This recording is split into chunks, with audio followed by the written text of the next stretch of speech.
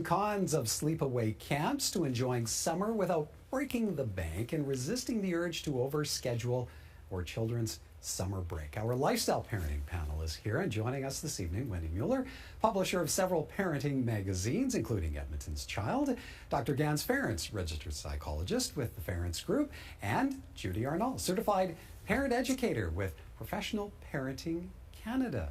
Good evening, folks. Great to see you again. Hello. 2 weeks in a row. This is awesome. All right, let's get started. For some children, summer fun means time away from home at summer camp. It can range from a few days to a week or more away in a new environment and with new friends. Wendy, to you first. How much value do you see in sending away the kids to summer camp? Huge value. Okay, wow. And not just selfishly to send them away. You're not saying that as a parent, you're saying that as a child. So some of my fondest memories growing up in Edmonton were going away to camp, to teen time camp outside of the city for a week or 2 weeks. And that was something I looked forward to every single year. Great friendships were gained. I did things that I never would have done being a city kid too. I learned how to shoot a rifle and archery and canoeing and windsurfing, and my big thing was the horseback riding. But it was taking a little bit of risks and meeting kids outside of your community, your neighborhood, because we didn't do that a lot either. Our community leagues and our neighborhoods were where all the people we knew were. So I think summer camps are fantastic for creativity and exploration and a little bit of independence too.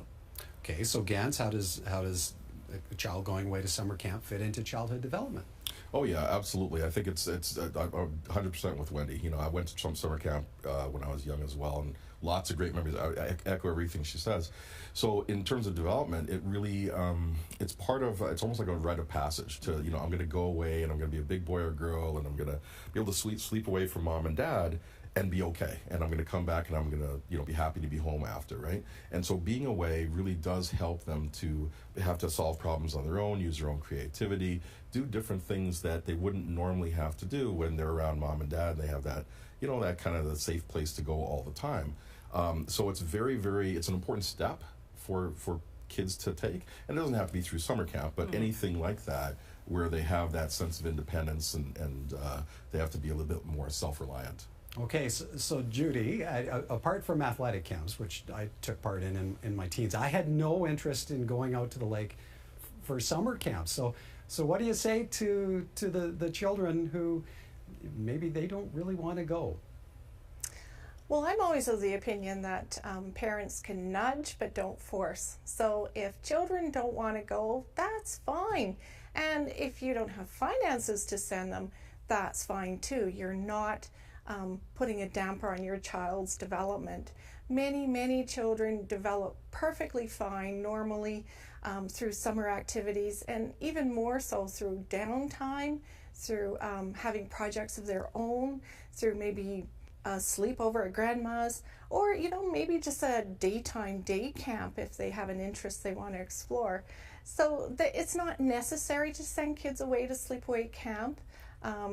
And kids do just fine if they don't. In fact, I think having a huge block of unstructured time gives them skill practice in handling their own routines, filling their own time, and coming up with their own entertainment.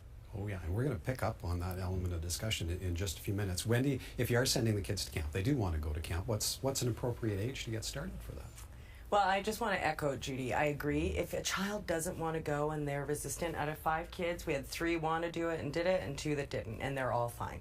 So the age, you know, it's so dependent, I think. And my youngest, the youngest one that went, we debated it today. I think he was around 8 or 9, and he was definitely ready. His brother, who's 2 years older, wasn't ready that year.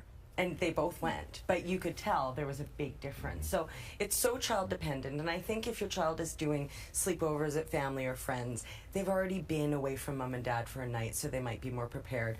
But when they are going, be prepared for, you know, having the conversation with them. What am I going to do if I hit these kind of challenges or roadblocks? And prepare them for those things. And at the end of the day, if you have a child that doesn't want to be there, it's torture. They're crying every day. They're calling every day. Just go get them. Well, okay, so it's a tough one, but go get them. Gans, let's pick up on that point. For the kids who are going off to camp for the first time, they're going to be faced with a number of things. homesick, Right. being one of them. So as a parent, how do you prepare them? Well, a couple of things. One is let them know that being homesick is pretty normal, and they're going to feel it, right? And if they don't, that's fine too. But if you normalize it, it doesn't seem like such a big deal. And you say, yeah, everybody's a little homesick when they first leave home, and it's okay. It'll pass, and you'll just engage in what you're doing to have fun. The other thing, when you set up the camp or you look at it, do the research, you involve the kids so they get a sense of, oh, this will be fun. Oh, look, they got canoeing. Oh, wow, I can ride horses. This is going to be so much fun. And help them to build their excitement, because the excitement helps them get over their fears. And that's a very important developmental thing as well. And then the last thing is you can do little mini trips, like you were saying, Wendy, go sleep over at grandma's or whatever it is. There are lots of different ways to build in that sense of independence, that sense of autonomy, leading up to going away. And I think those things really help kids adjust well when they're away from home. All right, time for a break. Up next, planning the summer schedule. Do some parents actually take it a bit too far? More from our lifestyle panel after the break.